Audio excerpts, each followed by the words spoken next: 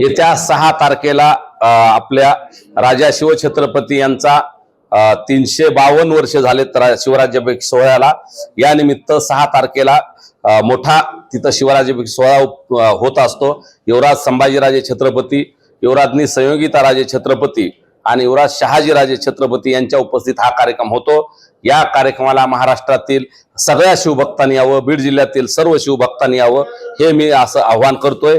या दरम्यान 5 आणि 6 दिवस सांस्कृतिक कार्यक्रम असतील, शाहिरीचा कार्यक्रम असेल, पोवाड्याचा कार्यक्रम असेल, पालखी सोहळा असेल, असे वेगवेगळे उत्सव असतात आणि अतिशय देखणा हा सोहळा होतो। जगात हा सोहळा गाजतोय आणि आपण सगळ्यांनी या सोहळ्याला उपस्थित राहावं। मुख्य कार्यक्रम हा 6 तारखेला सकाळी 10 वाजता असतो। तिथं शिवाजी महाराजांच्या उत्सव मूर्तीस होन आणि सुवर्ण मुद्रांनी अभिषेक केला जातो। हा सोहळा पाहण्यासारखा असतो। या सोहळ्याला जगभरातून आणि भारतासह महाराष्ट्रातल्या सगळ्या शिवभक्ताच्या लाखोंच्या उपस्थित हा सोहळा पार पडतो। तिथं पाण्याची व्यवस्था असेल, नाश्त्याची व्यवस्था असेल, सगळे बांधव करत असतात।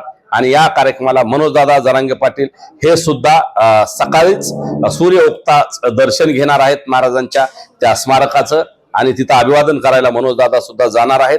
त्यामुळे सगळ्या शिवभक्तांनी मोठ्या ताकदीनं तिथं यावं ही मी आपल्याला विनंती करतो। आपण म्हणले मनोजदादा जरांगे पाटील उपस्थित राहणार आहेत, तसंच बीड जिल्ह्यातून किती शिवभक्त तिकडे सोबत हजर आहेत? हजारो शिवभक्त असतात। आम्ही कुणाला गाड्या लावत नाही किंवा कुणाला येत नाही, फक्त एक ओढ असते 6 जून, एकच धून आणि 6 जून असं म्हटलं जातं। 12 जानेवारी असेल, शिवाजी महाराज जयंती असेल किंवा जिजामाता जयंती 12 जानेवारी आणि 6 जून या 3 तारखाला शिवभक्त येत महाराष्ट्रातले उत्स्फूर्तपणे येतात।